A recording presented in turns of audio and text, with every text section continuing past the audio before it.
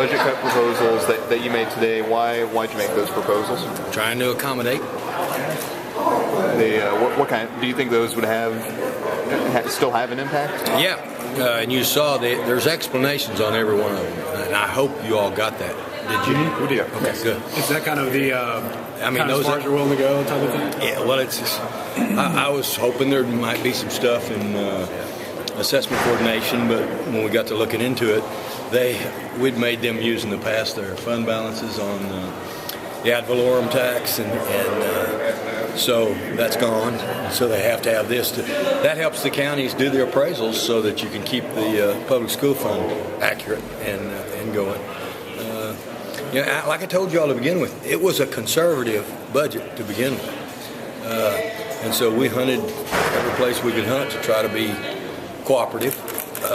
And even there, I mean, like the House and Senate leadership won't go along with part of that. They didn't like the cuts to the Natural Resources Commission and what that do to the locals. So even that had some problems with it, even with what I was willing to do. You say it's a joint budget Republican-Democrat bill process yesterday, but I mean your office is basically coming up with a cut. So is it kind of well, you're taking on the budget responsibility now? Well, it's always my responsibility to propose. I mean, it's every governor's, and I never shirked from that. So the proposal is the governor's job, and we did that, and not any different than any other governor's done it. But ultimately, the decision is the legislature's, budget committees, and they can accept my recommendations or not. And sometimes they do, and sometimes they tinker with it. The Senate tinkered with it. There's still a gap between what the Republicans seem to want and what you propose. Yeah. How do you get to the middle on that? I don't think you do. I mean, I've gone as far as I know how to go and have a clear conscience about being responsible on the essential services. What did you think about the big deal? The big non-starter on this is Medicaid. And like I told John, he said, you use one-time money for ongoing programs. I said, sure we do. We always do. We're doing it right now with docket coordinators or trial court assistants. But you don't supplant GR. You supplement GR with an eye toward a permanent solution. You understand the difference between supplant and supplement. What he was proposing was to totally supplant $14 million of real money, ongoing money, with one-time money. We don't do that. We do supplement sometimes with one-time money, but you don't supplant. And I tried to make that distinction clear to him today, and I think they finally got it. I think they did understand the difference. Bruce Westerman, for example, kept saying, well, you used it in Medicaid before. And I said, yes. I said, don't you remember that the Feds told us we had to spend their stimulus money, that portion of stimulus money on Medicaid? We didn't have any choice. So what we did was we banked our GR. Remember? We put it in the trust fund, which delayed, I guess, the crisis in Medicaid for that much longer. And so we used the trust fund to supplement, and we spent the stimulus one-time money, but we had our ongoing money at the same time. We never cut it. And then when the stimulus money was gone, then we were able to use our GR, but we never supplanted. We supplemented. What do you think of Burris's idea to move the remaining $40 million from surplus into the Medicaid trust fund? Well, I think that was Michael's. Okay. Michael Lambert's idea. And Burris made this clear. He said, well, part of Lambert's proposal was to also do what he was talking about, and that is to supplant $14 million of that. Because I told him philosophically I didn't have a problem with what Michael was trying to do, but no, there were two reasons not to do it. One, it wasn't necessary. That money's not going anywhere. If they want to put that in the Medicaid trust fund in January when they're in charge, they can do that because the money can't be spent without it. That's just money that sits there in the Treasury as surplus money that can be used by the General Assembly any way they see fit in January.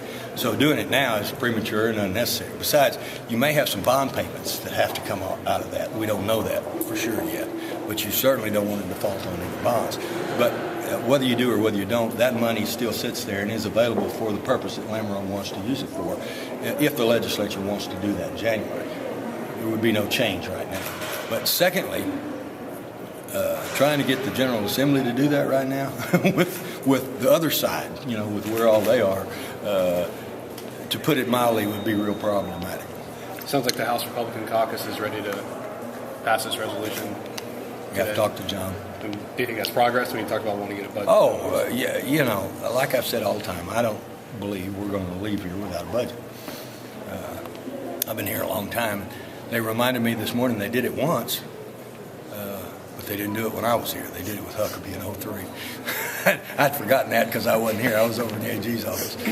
Because I kept saying, we've never left here without a budget. And somebody said, yeah, we did. We did in 2003. And I said, well, you're right. I wasn't here. So I was over at the AG's office and was not directly engaged in the budget process at the time. So what kind of a response have you gotten from Republicans to this proposal? I think, you have to talk to John. My impression was he appreciated the effort, but he was unhappy with the result. But he said he had to go talk to his caucus. The two proposals seem to, they cut very different agencies. There's a small amount of overlap. Why do you think that is? Well, they cut a lot of the same agencies, but some of them I took off the table. I took health department off the table because 88% of their money goes to personnel, and so that would directly impact the locals. I said it was a non-starter to be talking about Alita and the crime lab for the reasons that we've already talked about. There are, you don't want to stop the toxicology and all that processing for the prosecutors and for the criminal justice system. So a lot of those things were the same, but I took them off the table from my support. And then I was ready to go along with them to the extent I thought we could on assessment coordination, but when they showed me what had happened in that regard, that kind of assessment coordination convinced me that would stop the reappraisals and the county's ability to be able to do what they're doing, staying up constitutionally with appraisals. So while it looks like there's differences with just some overlap, I think we all started kind of in the same proposition, because what I did was I started with their proposals. I started with remember the first sheet that John passed out that showed where they want to cut, but they said tell your agencies to go figure out how they're going to cut it. So we started from the basis of using everything that they'd given us. But some of them came off the table quicker than others.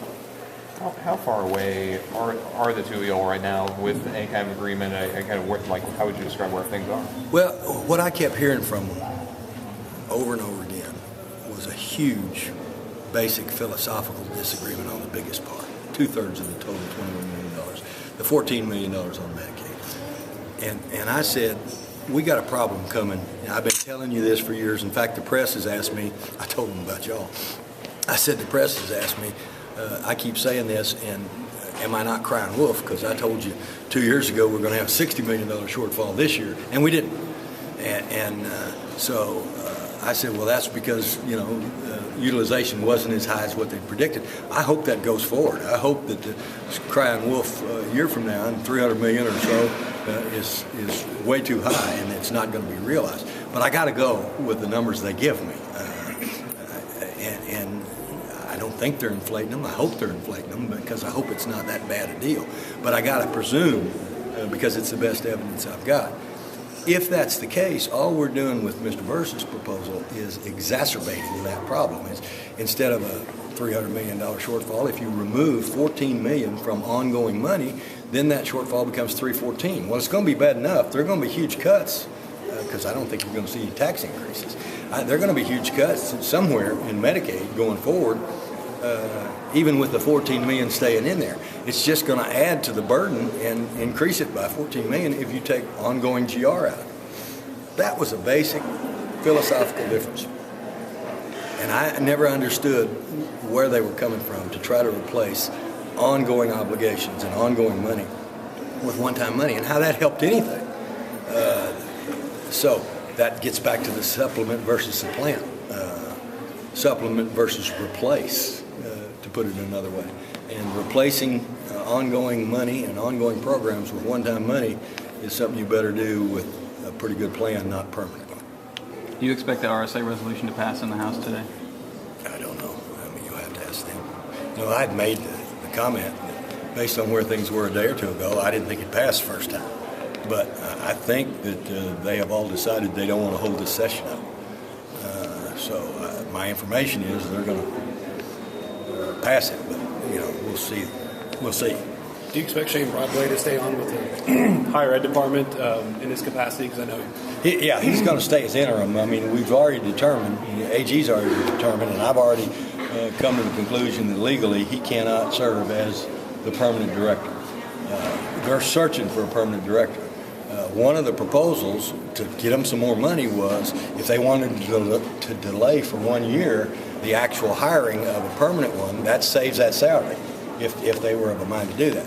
Several of them said, "You bet, we didn't want that anyway." And I said, "Well, some of your colleagues did." So he's okay hanging on for another year. He'd hang on even if we got a permanent. Correct, but I'd keep him as deputy. But he assumes the role of director until you hire a new one. Yeah, but he ain't getting paid as director. We're getting. He mentioned workload though with health issues and stuff. Yeah, he has an increased workload, and I'd put that on him. I mean, I made that offer, but I don't. I'm not sure they want to do that either. Aside from the differences on Medicaid, the $2.4 million that they're proposing in cuts, what do you think about those? Well, the biggest part of that again was an area. Well, part of that we were willing to accommodate because you saw, or I was, almost 700,000 of that. The House and Senate leadership doesn't want to go along with one part of that relates to NCRC. So they got a voice too. But a big chunk of that was that issue with assessment coordination. And while I had initially hopes that we could do that, the information that I just relayed to you that's the real big difference. I mean, the other stuff's a little bitty stuff. You got to get upstairs. Okay. What kind of